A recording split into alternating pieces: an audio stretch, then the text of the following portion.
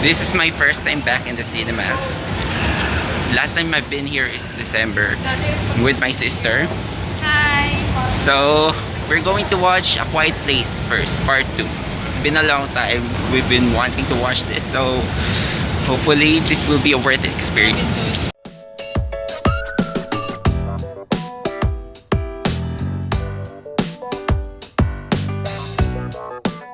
Right now, my sister is booking our tickets via online, which is crazy because it's cheaper if you book it online compared to walk-ins. So, in an attempt to save a few bucks, we're doing it.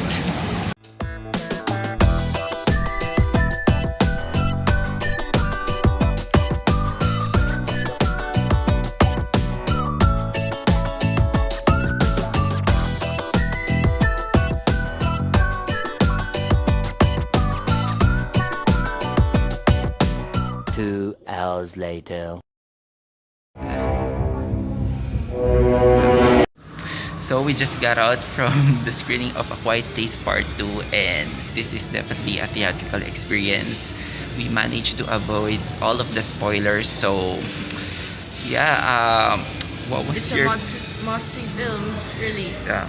Okay, so I guess my favorite part of the movie and what I appreciated most in this installment is how John Krasinski is able to manage to juggle multiple tensions happening in different scenes. I think we have 2 climaxes here. Is this your favorite horror film of the year? Oh no, pero What? it's really good. What is your favorite horror film? Probably It. No, favorite horror film of the year. Oh, this year. So, Fear Street. Oh, yeah. I like that trilogy talaga. Okay, I think I'm going for First Street as well.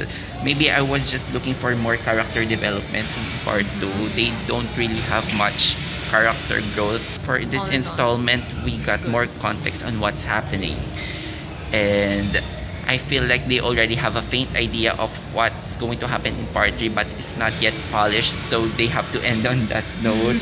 Because if they don't deliver, yeah, and they need to make this sequel right immediately because people don't want to forget, right? So for anyone who hasn't seen A Quiet Place Part 2, the best way to do it is, Watch it in the cinemas. yeah, for sure. And we can't wait for part 3. Now we're off to Dune.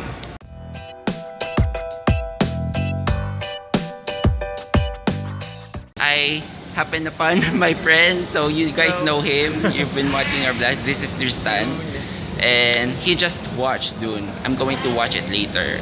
So maybe we'll just talk about how was the experience on the IMAX. If you just watch it on a small screen, the story itself, me as a fan of the book, I found myself wanting, like what I wanted was for them to capture the introspection, the second guessing. That's what sets Dune apart from other series, other sci-fi. And Kasi, actually, I saw that in the movie. yeah, I was telling on my review that this is basically like an adult version of Star Wars, you know, because it's very introspective. for so long, for like how long? 50 years since 1965. This book has been called unfilmable because of how much introspection the book has. It's like everything is done in Paul's head, in Jessica's head. There's second guessing, there's doubt. So I was thinking, how would Denis Villeneuve translate that? Like, how would he attack that mental anguish? The first time I saw this on a small screen, I was surprised that his attack was to excise it completely, which I found myself, I wasn't a fan of. Like, okay, so the idea was instead of actually tackling it, he just removed it completely. He removed the dinner scene, the espionage, so many parts that involved the mental process, the folding of space and time in Paul's head, etc. Jessica, Dr. Yue was shortchanged. So But there's a delisted scene.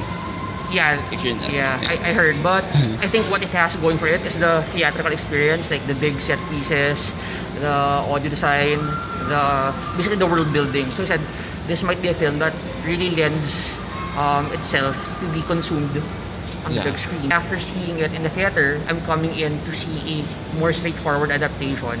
You end up enjoying it more kasi Wow. you already know the parameters eh. And yes, the big screen lends Yeah. to the experience. So you can confirm that this is a type of movie that gets better and better with each viewing.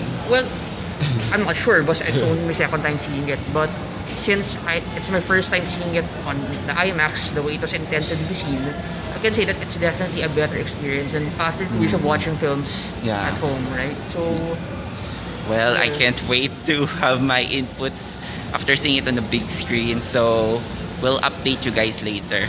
Now it's time for our Dune screening on IMAX with laser. Here are our tickets. Hey, waiver pass. And then here's my friend over there, the one wearing a black shirt. He basically treated us for viewing here in IMAX with laser. So lucky to have him as my friend. 3 hours later.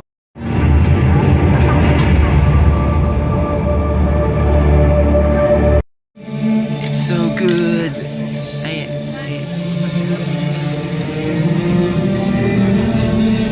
Okay, so we just got off from the IMAX screening of Dune, and wow, it was amazing. Actually, I'm glad that I got to see it first on HBO Max. Well, my sister left me, but actually, I'm glad that I first got to see it on HBO Max because I need the subtitles.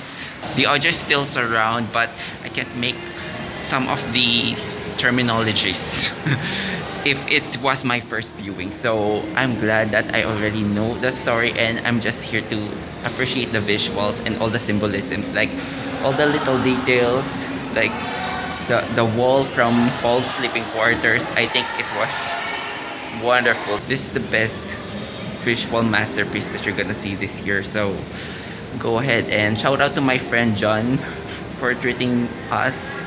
Quick reaction. It's really good. I really love it. You only love Timothy, right? Yeah, but The plot is really good. okay, Not so just because of the actors. yeah. Okay, guys, so that wraps up my vlog for this day. You know what to do. Hit that like and subscribe, and stay tuned for more. So see you on the next one.